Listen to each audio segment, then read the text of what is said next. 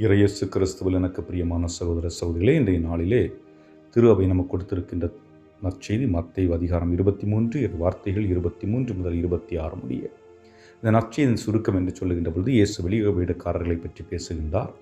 முதலாவது, பரிசேயர்கள் மக்களிடத்திலே காணிக்கை கேட்கின்றார்கள். அதாவது 10 ஒரு பங்கை கொடுக்க வேண்டும். இன்றும் பலர் கேட்பது வழக்கம். ஆனால் அவர்கள் நீதிக்கும் உண்மைக்கும் இரக்கத்திற்கும் நம்பிக்கைக்கும் இடம் கொடுப்பதில்லை என்று அவர்களை சாடுகின்றார். இரண்டாவது, இந்த மனிதர்கள் கிண்ணத்தையும் தட்டையும் வெளியே தூய்மையாக வைத்துக் கொள்ளுங்கள் என்று வழிபாட்டிற்கு முக்கியத்துவம் கொடுக்கின்றார்கள். ஆனால் உட்புறத்திலே அவர்கள் கொள்ளை பொருட்களுக்கும் தன்னல விருப்புகளுக்கும் முக்கியத்துவம் கொடுத்து தங்களுடைய அகத்தை நிரப்புகின்றார்கள். இதுவும் சரியில்லை என்று சொல்லுகின்றார். ஆக வெளிப்புறத்தை தூய்மையாக வைப்பதை விட அகம் தூய்மையாக இருக்க வேண்டும் என்பதுதான் இயேசு நமக்கு கொடுக்கின்ற அழைப்பு. இந்த அடிப்படையில் நான் சிந்திக்கின்ற பொழுது, முதலாவதாக, நீதி இல்லாத விசுவாசம் செத்த விசுவாசம், வெறுமையின் அடையாளம். ஒரு விசுவாசம் இருக்கிறது என்றால் அந்த விசுவாசத்தின் அடிப்படையில் நீதி இருக்க வேண்டும் என்பதுதான். ஏனென்றால் பரிசேயர்கள் வெளிப்புற அடையாளங்களுக்கு முக்கியத்துவம் கொடுக்கின்ற பொழுது இதனால் பாதிக்கப்படக்கூடியவர்கள் ஏழைகள். ஏன் இன்றைய கூட நாம் பார்க்கலாம். நாம் அது மதங்கள் சம்பந்தப்பட்ட இடங்களாக இருந்தாலும் சரி, அரசியல் சம்பந்தப்பட்ட இடங்களாக இருந்தாலும் சரி, இன் கோர்ட், இப்போ போலீஸ் ஸ்டேஷன் என்று எந்த இடத்தை எடுத்துக்கொண்டாலும் அதிகாரத்தில் இருக்கின்றவர்களுக்கு சார்பாக பல நிலைப்பாடுகள் எடுப்பதை நாம் பார்க்க முடிகிறது. இதனால் பாதிக்கப்படக்கூடியவர்கள் சாதாரண மக்கள். இப்படிப்பட்ட ஒரு சூழலை ஆண்டவர் இயேசு கிறிஸ்து இந்த நற்செய்தியின் வழியாக எதிர்க்கின்றார் என்று நாம் சொல்லலாம். இவர்களை எல்லாம் வெளிவேடக்காரர்கள் என்று சொல்லுகின்றார். இதுபோன்று பல நேரங்களிலே இந்த பாதிக்கப்படுகின்ற மனிதர்கள் எப்படி பாதிக்கப்படுகின்றார்கள், அதனால் ஏற்படுகின்ற விளைவுகள் என்ன என்பதற்கு ஒரு நிகழ்வை நாம் பார்ப்போம். 2019ஆம் ஆண்டு பிலிப்பைன்ஸ் நாட்டிலே பாலக்கன் என்ற ஒரு இடத்திலே ஒரு பள்ளி, அந்த பள்ளியிலே மேங் ஜூலியன் என்பவர் தனது 60வது வயதிலும் வேலை செய்து கொண்டிருக்கின்றார்.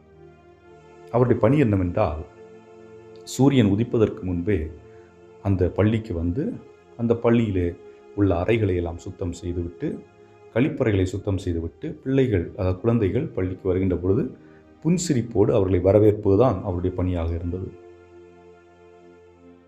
ஒரு நாள் என்ன நிகழ்கிறது என்றால், இந்த சுற்றுலா செல்வதற்காக ஒரு வகுப்பிலே பணத்தை சேகரிக்கின்றார்கள். அதை ஒரு சின்ன ஒரு கவரில் வச்சு, என்வலப் கவரில் வச்சு அந்த வகுப்பு மாணவி இங்கே தொலைத்து விடுகின்றார். ஆனால் இங்கே பேர் என்ன வருகிறது என்றால், அந்த நேரத்திலே இந்த மனிதர் மாங் ஜூலியன் என்பவர் அந்த இடத்திற்கு வந்திருக்கிறார், அவர்தான் அந்த பணத்தை எடுத்து விட்டார் என்று செய்திகள் பரப்பப்படுகிறது. ஆகவே அந்த பள்ளிக்கூடத்தில் உள்ள மாணவர்கள் எல்லாம், அதுவரைக்கும் அவருக்கு வணக்கம் சொல்லி சிரித்த மாணவர்கள் அவரை இகழ ஆரம்பிக்கின்றார்கள். அவரை பார்த்து கிண்டல் பண்ணுவது போன்ற செயல்களை செய்கின்றார்கள், வெறுக்க ஆரம்பிக்கின்றார்கள். ஆக இந்த சூழலை பார்த்த ஒரே ஒரு ஆசிரியை, மிஸ்ஸஸ் ரேயஸ் என்பவர், இவர்களை பொறுத்தவரை இவர்கள் அந்த நபரோடு நன்கு பழகி இருக்கின்றார்கள். ஆகவே அந்த நபரை என்னவென்று நினைக்கின்றார்கள் என்றால், அவர் அப்படிப்பட்ட ஒரு மனிதர் அல்ல, அவர் திருடக்கூடிய ஒரு நபர் அல்ல, அவர் நல்ல மனிதன், இந்த செயலை அவர் செய்திருக்க முடியாதாகவே இதனுடைய உண்மைத்தன்மையை கண்டறிய வேண்டும் என்று அவர் ஒவ்வொருவரையாக விசாரிக்க ஆரம்பிக்கின்றார். விசாரிக்கின்ற பொழுது இறுதியாக கண்டுகொண்டது என்னவென்றால், அந்த மாணவி ஒரு புத்தகத்திலே அந்த பணத்தை மறந்து வைத்திருக்கின்றார். அந்த புத்தகம் லைப்ரரியில் உள்ள புத்தகம். ஆகவே அந்த புத்தகம் லைப்ரரிக்குள் சென்று விடுகிறது. அந்த புத்தகத்தை போய் பார்க்கின்றார்கள். அந்த புத்தகத்திற்குள்ளே பணம் இருக்கிறது. எந்த ஒரு பணமும் எடுக்கப்படவில்லை. ஆக தவறுதலாக ஒரு மனிதனை தீர்ப்பிட்டு இருக்கின்றார்கள். ஆகவே அந்த ஆசிரியை, தலைமை ஆசிரியை அழைத்து, மற்றவர்களையும் அழைத்து நடந்தவற்றை கூறி, இதுதான் பணம் இங்கு இருக்கிறது, இவர் எந்த தவறும் செய்யவில்லை என்று அவர்கள் காண்பிக்கின்றார்கள். ஆகவே அன்புக்குரியவர்களே, பல நேரங்களிலே நாம் உண்மை என்னவென்று தெரியாமல் தீர்ப்பிடுகின்ற சூழல் ஏற்படுகிறது. அதுபோன்றுதான் அந்த பரிசேயர்களுடைய செயல்களும் இருக்கிறதை நாம் பார்க்கின்றோம். இரக்கமற்ற நிலையில் இருக்கின்றார்கள். அதேபோன்று இரண்டாவது செய்தியாக பார்க்கின்றது என்னவென்றால், பரிசேயர்கள் இரக்கத்துக்கு முக்கியத்துவம் கொடுப்பதை விட பலிகளை விரும்பினார்கள். ஆனால் இயேசு இரக்கமே முதன்மை என்று கூறுகின்றார். இதற்கு எடுத்துக்காட்டு என்று பார்க்கின்ற பொழுது, 1994ஆம் ஆண்டு ருகாண்டா நாட்டிலே இன அழிப்பு ஏற்படுகிறது. அதாவது ஹுட்டு என்ற ஒரு கம்யூனிட்டி, அவர்கள் பெரிய அளவில் இருக்கின்றார்கள். துட்சி என்ற ஒரு கம்யூனிட்டி சிறிய அளவில் இருக்கின்றார்கள். அதாவது மைனாரிட்டி கம்யூனிட்டியை அழிக்க வேண்டும் என்பதுதான் அவருடைய நிலைப்பாடு. ஆக அந்த அடிப்படையிலே 100 நாட்கள் பல மக்களை கொல்லுகின்றார்கள். அதுவும் தோராயமாக சொல்லுகின்றார்கள் 1 மில்லியன் மக்களை கொன்றார்கள் என்று. ஆக அந்த நேரத்திலே ஒரு பெண்மணி இம்மாக்குல் இபிகாட்சா என்ற ஒரு இளம்பெண் தப்பி ஓடுகின்றாள். அவள் ஏற்கனவே தன்னுடைய பெற்றோரை, தன்னுடைய சகோதரர்களை, தன்னுடைய நண்பர்களை பலரை இழந்து விட்டாள் என்றால் அவர்கள் கொன்று விட்டார்கள். இவளையும் தேடுகின்றார்கள். ஆனால் இவளை ஒரு பாஸ்டர் தன்னுடைய வீட்டிலே அடைக்கலம் கொடுக்கின்றார். அதுவும் குறிப்பாக கழிப்பறையிலே.